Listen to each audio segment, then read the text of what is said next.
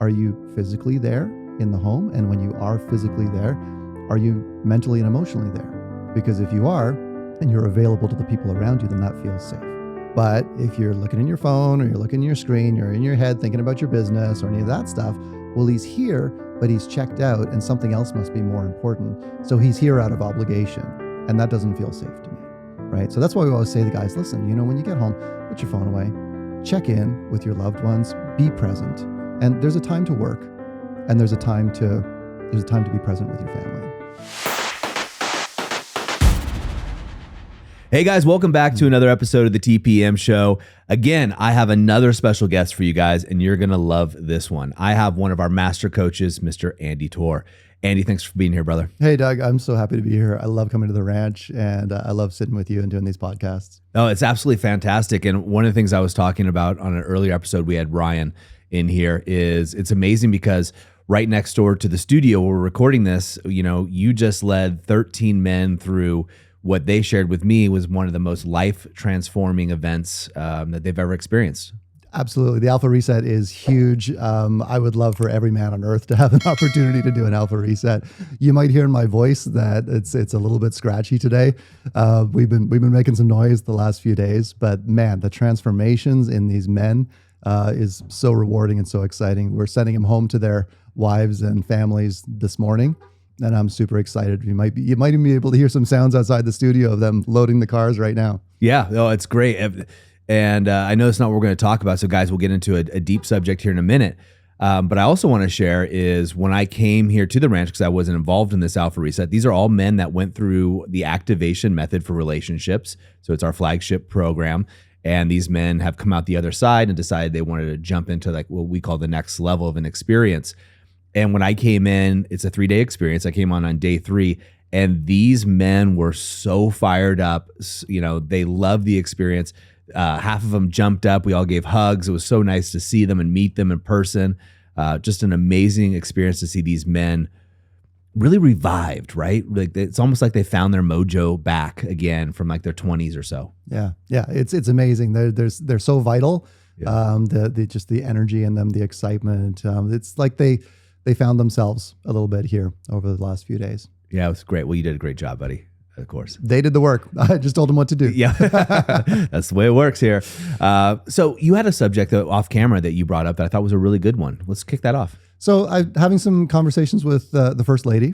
So as you know, my partner, Julie, I call her the First Lady. I've got a fun little nickname for her.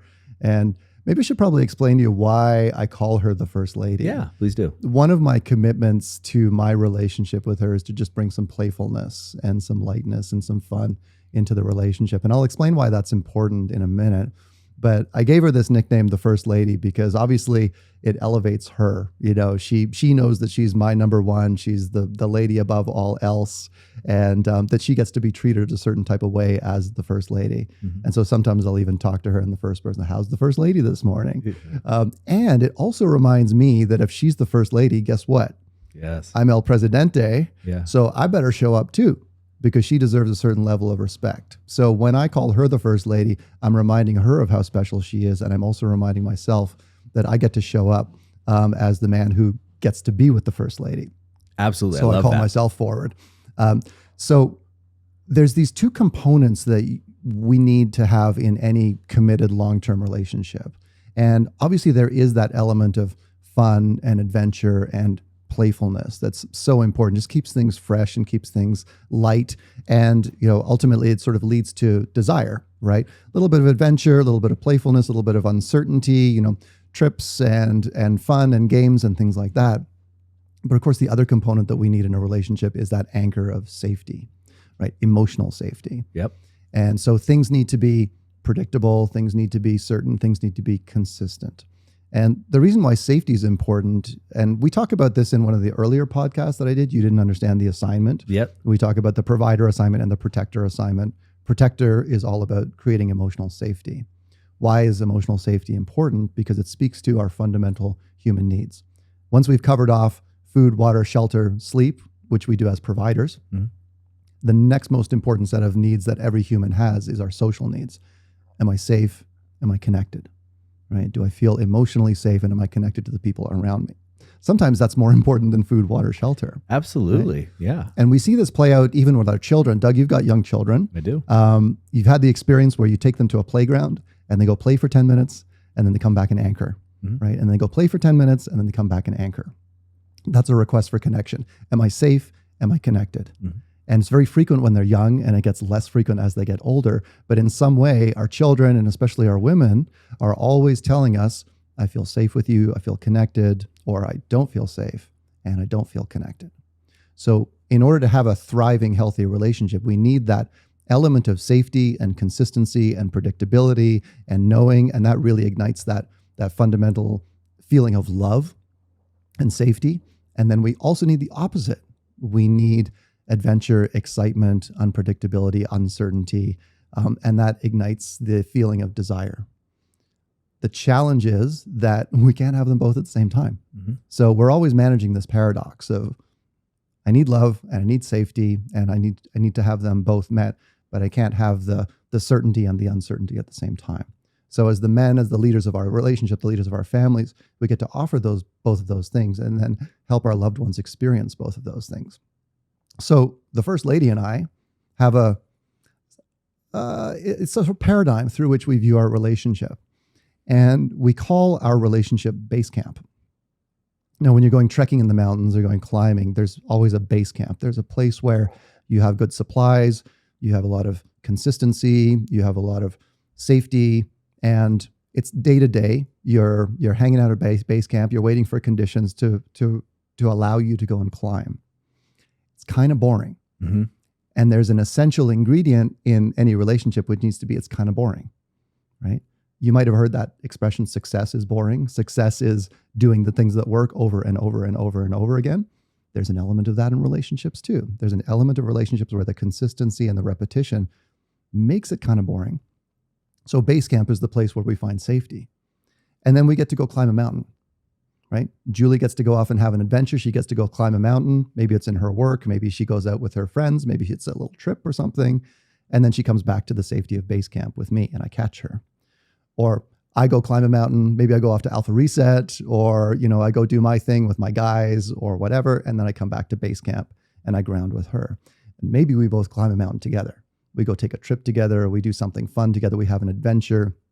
We bring in that ingredient of excitement and adventure. And then we come back to base camp together. So there's this idea that the foundation of our relationship is kind of boring, but there's permission for both of us to go and fill our cups, to have that excitement, to have that adventure in whatever way speaks to us, that allows us to have full and complete lives without making each other responsible for that happiness. I love this analogy. It's a really good one. And I know why you're so excited to share it. Yeah. Because it makes a lot of sense. And one of the things I'm curious about, and I want a point of clarification to make sure I got it right.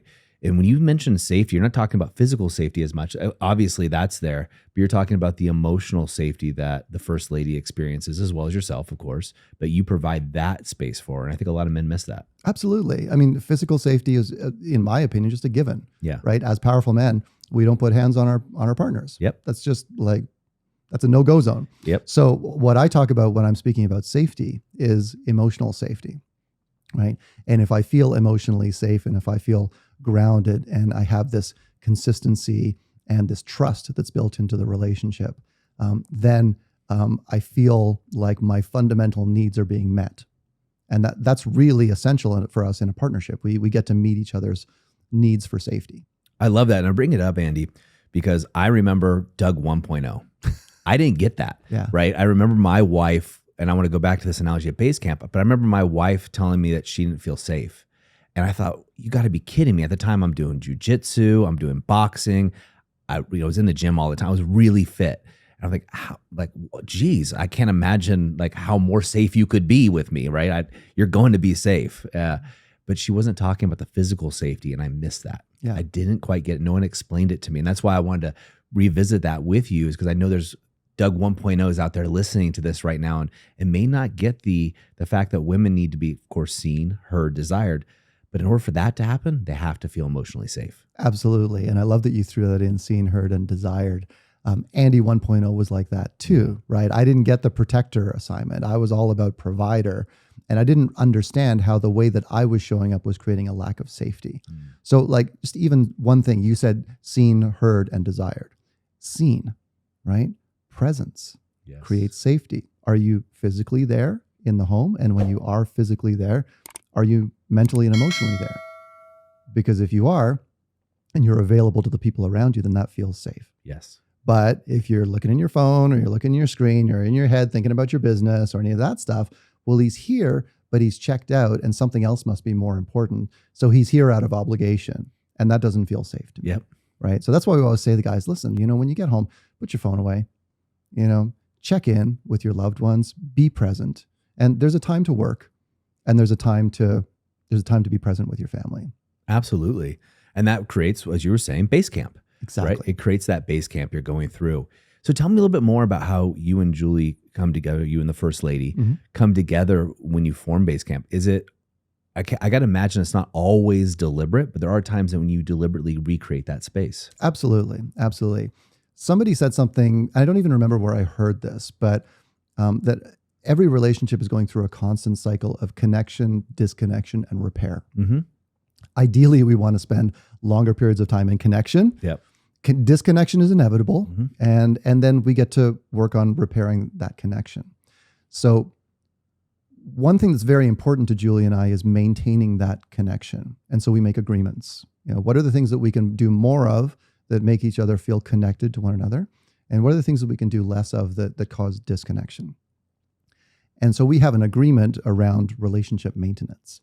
We have some daily rituals.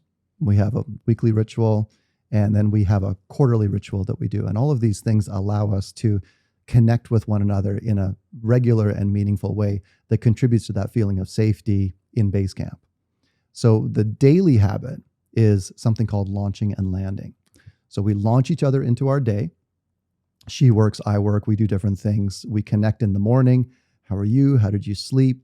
How are you feeling about your day? What's going on? All of those sorts of things, using our hidden motives technique to just allow each other to feel seen, heard, desired, appreciated. And then we go into our days and then we land each other in the evenings. How was your day? How are you feeling? Can we check in? And that gives us an anchor point, right? For the morning, for the evening. And maybe we do it in person or, right now I'm at the TPM ranch, she's back home. So we're launching and landing each other through voice messages, right? Hey, I'll call you at 7:00 in the morning when I wake up and I'll leave you a little love note and I'll launch you into your day. Or maybe she's 3 hours ahead right now. So she'll leave me a message when she goes to bed and I can receive that when it's time for me to go to bed. Then we feel connected, even if we don't get a chance to talk during the day. Can I interrupt you? I'm curious.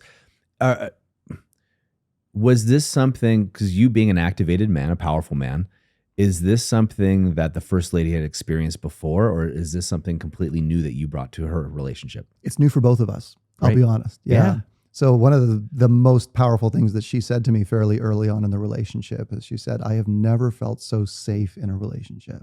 Wow. And she said, it's because you're so consistent. Like when you give me your word that you're going to do something, you keep it relentlessly, no matter what. Right? If I say I'm going to be somewhere, if I say I'm going to call, if I'm saying I'm going to do something for, I always make sure that I follow up because I'm a man of integrity. Yes. My integrity is very, very important to me. So my words must match my actions. Yes. And so if I give her my word is my bond, right? We are, as men, we are evaluated and judged and celebrated based on our integrity, our ability to keep our word. So I bring that into the relationship, that if I say I'm going to do something, I always do it. And that creates a general level of safety for her. I love that. And I had the pleasure of meeting Julie in person on a trip, and absolutely phenomenal woman. I can see it would take a powerful man to bring that in there. When you brought this to the relationship, Andy, and I want to know about the weekly and all the other rituals too, Sure. But do you guys use the intentionality of the languaging of, would you say, hey, Julie, I want to launch you into your day? Yep. Okay. Yep. And so we very specifically use launching and landing, and that's a ritual, that's a habit that's baked into the DNA of our relationship. And sometimes life gets busy, right? Yeah. Sometimes, I've got 3 kids, and sometimes you get out and you get started in your day and it's 10 o'clock. And and send each other a little message like, hey, babe, can you launch me, please? Like, I just feel incomplete, Yeah. right? And then she knows, oh, okay, I didn't send him a message this morning, or maybe I didn't send her a message. That's probably what happens more of the time. I didn't send her a message. Yeah. And then I'm like, oh yeah, right. I get to launch her into her day and create that connection and create that consistency. How did the agreement come about for you guys? Or can you give us an example of what that conversation looks like for a man who's like, wow, this sounds awesome, and I would love to have this with my wife, but this is new for me. What is that? How can that conversation look like for a man that wants to have this level of connection that you have with his partner? Connection is the word. So for me, I always frame it around connection. Ultimately, that's what we want to experience in a relationship, right? We want to feel connected. We want to feel like we're part of something. That speaks to that fundamental social human need. So like, babe, I'm appreciating the connection that we have. I'm appreciating the moments that we have. And I know that things are busy, right? I know we both have our careers. I know that there's the kids. And I know it's very easy for us to put other things in front of the relationship. And what I would like to let you know is that connection with you is one of my highest needs. And so what I'd like to ask is, can we come up with a way where we can have a connection in the morning and a connection in the evening, so that we just stop the world for a few minutes and prioritize ourselves and each other and have that connection? So what I'd like to suggest is this idea that we launch each other into the day. We have a little conversation, a little deep check-in, and then we land each other. And I got you every day. I'm here to launch you, and I'm here to land you. And that would just make me feel more connected to you if we could just make that a daily agreement that we get to keep for each other. I love that. Guys, pause that, rewind it, listen to it 20 more times, and then make it your own, right? So many guys are going to regurgitate what Andy says, but make sure that's your own tonality. Because what I love about what you said, Andy, there is you're telling her, you're future pacing, right? You're Absolutely. telling her, here's what I want for us. And you're leading. Yeah. You're leading very powerfully, and you're leading, because I think a lot of guys miss this, Andy, that power can be led by love. Right. 100%. And you're leading this fiercely, but fiercely out of love. Wolf, wise, open, loving. And a lot of guys miss the F, the fierce. Yeah. And you're doing that. So of course she's going to follow. And the fierce is the protector. Yes. Right? Like, I got you. I'm here to launch you, and I'm here to catch you. Mm-hmm. Fierce doesn't mean, right? Yeah. It's fierce is like, I am your defender and your protector, and I will be here for you no matter what. And there's a piece around appreciation too, right? Appreciation unlocks the feminine, right? I appreciate the connection that we have, and I'm really enjoying it. I'd like to ask for more. Yeah. And here's what I'd like to suggest that we do. Yeah. Right. So we're gently leading with love, acknowledging what's going well, and asking for more of that makes us feel more connection. So there's a little bit of vulnerability there too, isn't there? There is. Yeah. I mean, we could spend the whole episode breaking down the way you said, because there's so many little nuances that you've mastered this clearly. And you know me, I love languaging and crafting it. We won't do it this episode, but really, guys, you should rewind that look, because what Andy did again is so masterfully woven in so many. He led with what I suggest that we do. And that was a gentle invitation for your partner to come along with the journey. I'm not telling you have to do this. We have to do this. This is what's going to happen. I'm suggesting that we do this. And it's a subtle nuance, but it's a very powerful one. Exactly. And I'm sure you know this very well, Doug, communication is 90% nonverbal. Yes. Right? So there's the 10% of what I just said, the words that I said, but there's the energy behind it too. And this is so important. A lot of guys miss this, right? Mm-hmm. It's the tone of voice. It's the facial expressions. It's the eye contact. It's the open posture. So many guys just kind of sit here like this, arms crossed. I love you. I love you. Right? Of course, that doesn't feel safe. No. So I'm always telling guys when I'm coaching, listen, dude, uncross your arms, open your chest, let yourself be seen, right? Don't get into this defensive arms crossed posture. Or notice if you're a tall guy, right? And you're towering over your wife when you're trying to talk to her, right? Can you sit? Can you make it safe for her so that she's not always looking up for you and always feeling like maybe a little bit subconsciously intimidated? Yeah, that's a really good point. Yeah. Getting back to base camp and the rituals, how I love the daily. So you guys start off in the morning, you launch each other, which I love. And I got to imagine that could be sometimes it's, hey, we're busy. Let's do a minute launch each. And sometimes you probably have 15-minute, 30-minute conversations over tea or coffee in the morning. And then at the end of the day, you're doing something which is the check-in or the landing. We were saying, I got you. Yeah. We talk about in the activation method, taking our berries. You're doing all these incorporating into it. Tell me a little bit more about how you do it into weeklies. So weeklies are fun. Weeklies are actually my favorite. Well, Julie and I have an agreement that every Sunday we do a deep dive, and it's a deep check-in. So in powerful man parlance, this is an opportunity for us to practice hidden motives on each other, right? How are you feeling? What are you experiencing? What's it like to be you right now? And there's 3 questions. So I ask her, how are you? How am I? And how are we? So she gets an opportunity to tell me how she's doing in a deep and meaningful way. And she tells me how I'm showing up and how she's experiencing me, which is very important feedback for me. Oh, yeah. And then we talk about the third entity, the relationship. How are we? How is the relationship? The reason why I love the deep dive, and of course, then once she's responded, then she asks me the same questions, and I get to be open and vulnerable with her and let her know how I'm doing, what's been great with the week, what's been hard with the week, how am I feeling in this moment, how is she showing up? Maybe I give her some appreciation. Maybe I lovingly call her forward if I need something from her. And then how am I feeling about the relationship in general? Sometimes it's a 15-minute conversation. Sometimes we go an hour and a half and we stop the world for it. Yeah. We don't do it while we're out in the world doing busy things. It's face-to-face. It's lots of eye contact. And if we're not together, then we'll do it over a video call, right? So that we have that full presence and not just, text message or whatever. Sure. Yeah. Well, it's smart. And we've done a whole episode where Tim and I talk about, we do something similar, both of us with our partners. And I think it's so critical that you have that. And as well as I do, that most men are caught off guard when the divorce papers come, or the term divorce. Usually the woman's been thinking this for 2 years, planning her exit, unless there's something, figuring out her way out. You've created in this feedback loop for you and the first lady. You find out within a day, maybe a week, if things are off kilter, if the path that you've charted is going astray. Because we do this every week, Doug, nothing gets swept under the rug. Yeah. It's an opportunity to clear anything that may have come up, right? And Julie and I, we get along very well because we're so honest with each other. But maybe there's a little bit of turbulence in the week, or maybe there's something that was misunderstood, or maybe we had a moment with each other. And so we get an opportunity every Sunday morning to revisit that. Like, hey, you remember the conversation we had on Tuesday night? I want to let you know that I've been carrying that a little bit with me, and I feel like I misspoke. And I just want to check in with you about how you were feeling. And can we just spend a few minutes and clear the air on that? Otherwise, if you don't, then what happens is you get into this pattern of resentment because it never gets cleared. Yep. And so the expression or the story of the princess and the pea, right? The pea that goes under the mattress, and she can feel the pea no matter how many mattresses are stacked on top. If you don't clear those conversations, then you're just adding peas under the mattresses, right? Yeah. And she can feel them, and she knows she's there. And as men, we get to lead the clearing of the conversations because we're leading the relationship. So we're holding the container to say, I'm feeling that there was something off here, and I'd like to just explore that for us and make sure that we're both feeling clear on it. Yeah, and I love this. And because this is so advanced for a lot of guys in the relationship that are listening to this right now, this is something they want to strive for. I want to kind of paint the picture a little bit, if I can, Andy.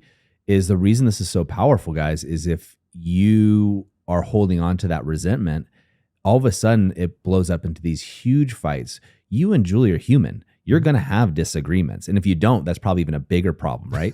Honestly, because Julie's bringing in things from her past, from her present work life, and things that she's out there in the world. Same with you. You bring those into the relationship, there's going to be misunderstandings, conflict a little bit.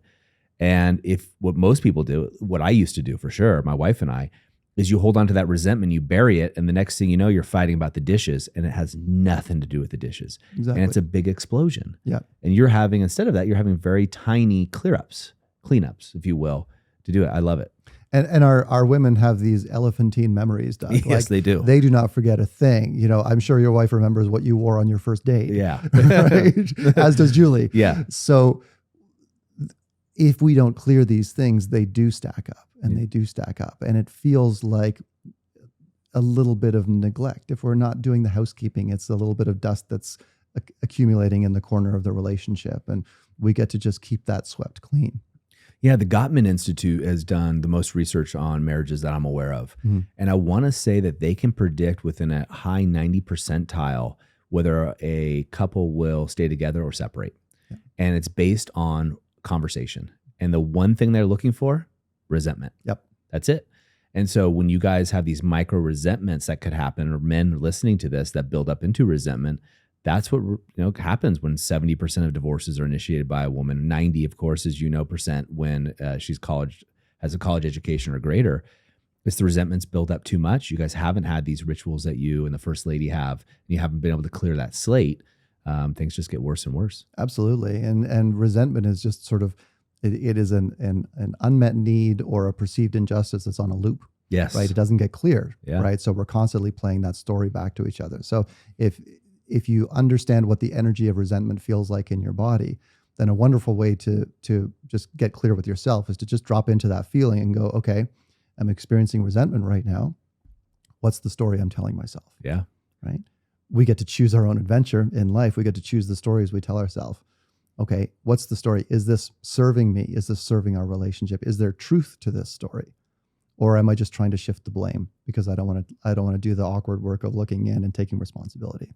Yeah. And we'll stack the evidence, Andy, as you know, for whatever we want to find. Yeah. So if you believe that your wife is evil, you'll find evidence that your wife is evil. Mm-hmm. If you believe your wife, your partner is loving, you'll find evidence that she's loving. And the choice is yours. So these weekly check-ins give you guys, 1, the ability to check in with each other, 2, to connect, 3, to clear up anything that may be occurring for either party. Yeah, absolutely. And there's always, I think, a fundamental understanding between Julie and I that each of us is doing our best. Yeah. Each of us is imperfect. Yep. Even though I'm a TPM coach, I'm still a wonderfully flawed human being. Yes. And I get to be a work in progress, just like all of us do. Yeah. And so we give each other grace that each of us is doing our best and each of us is trying hard. And we also get opportunities to improve our game. Beautiful. Beautifully said.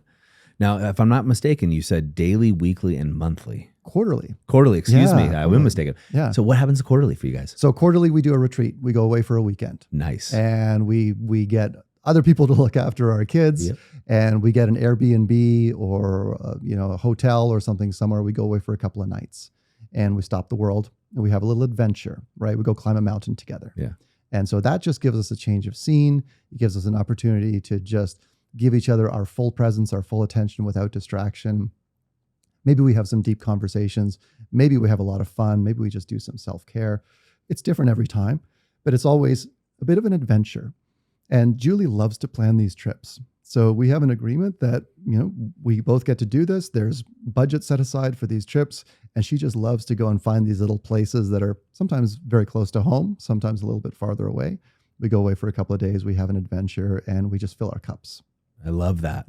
And I can picture the old me sitting here, 20 years ago or whatever, thinking, wow, this sounds so rigid, right?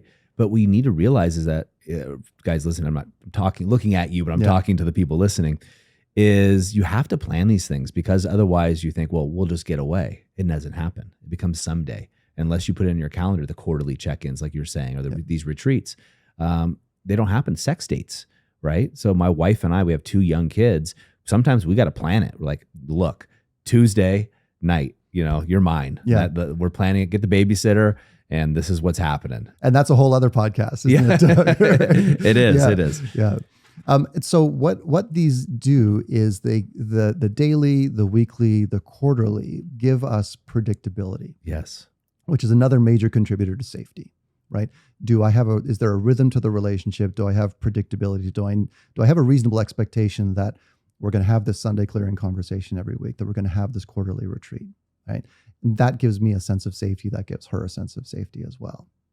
Yeah, when you look at I can't remember the book that talks about the human needs, and every human needs certainty and uncertainty in there. And through this process, you're creating the opportunity for both, because the truth is people only want uncertainty when they're safe. Otherwise, they become problems, right? We call things that are uncertain problems if we don't like them. Yeah. So what's fun for me is that Julie loves to plan these trips. I let her plan them. And she checks with me, oh, you want to go to this little town? And I booked this little Airbnb. And I'm like, yeah, great. But I want to be surprised. Yeah. So maybe I don't look at the Airbnb booking, right? Maybe I don't look at the town. Maybe we just, I trust her. Yeah. And so we show up together and I have some uncertainty, but it's a pleasant surprise. It's a little bit of adventure for me. Yeah. And that's fun. Yeah, I love that. And I love that you guys incorporate that and work that together. One of the things that I really admired having dinner with the two of you is the way that you both create space for each other to communicate. Mhm. It was very evident to me when we were having dinner that you both ensured that that other person was heard and felt as if that their opinion or their voice was important. Absolutely. Absolutely. I mean, space is an essential ingredient in any relationship, in small ways and in big ways. Space is important in conversation, holding space for each other to feel seen, heard, desired. That's important. And then creating physical space. In when I was married, my Andy 1.0, there was no space in the relationship. There were kids, there were businesses. We were living on top of one another, and it was very unhealthy. Yeah. I didn't have a life. She didn't have a life. We were always at base camp, and it was boring and it was suffocating. Yeah. For both of us. Sure. Right? And so in the relationship that I have with the First Lady, she gets to climb a mountain. I get to climb a mountain. Sometimes we go climb a mountain together. Right? I love that. Yeah. I love it a lot. So Andy, let's wrap this up a little bit. And if we can, and a guy listening to this, for me, this is reminding me that my wife and I have gotten away from our weekly check-ins. As soon as you started saying that, I was kind of like, oh shit. We've just gotten out of the habit of it because I've been traveling, coming back, and just didn't land into the habit again. And just easy, like anything, it's just easy not to do, right? Anything that's easy to do. So I'll be incorporating that starting this weekend away with my wife again. So thank you. For guys listening to this that want to incorporate this, what are a couple things they could do today and starting to take action? Gosh, this is all under the subject of relationship maintenance for me. And maintenance is just such an important part. I mean, we go to the dentist for our teeth. We go to the chiropractor or massage therapist for our bodies. We take our car to get its oil changed. That maintenance is important because it keeps the machine running. Yeah. Right. Relationships get to be maintained as well. We get to change the oil every once in a while. Yeah. Right.